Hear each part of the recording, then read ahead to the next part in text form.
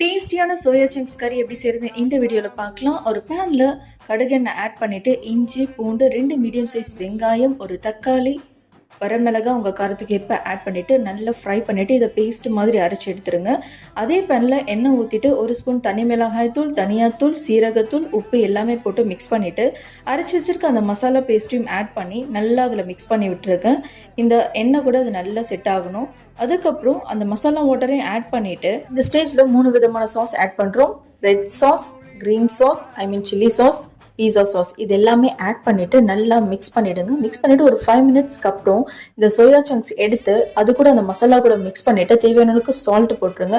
போட்டுட்டு ஒரு 6 minutes R 8 minutes நீங்கள் வச்சு எடுத்தீங்கன்னா டேஸ்டியான சோயா சங்க்ஸ் கறி ரெடி ஆகிடும். சப்பாத்தி, தோசை, இட்லி எல்லாத்துக்கூடமே இது செட் ஆகும். அண்ட் தயிர் சாதத்து கூடவும் செட் ஆகும். மறக்காமல் ட்ரை பண்ணி பாருங்கள்.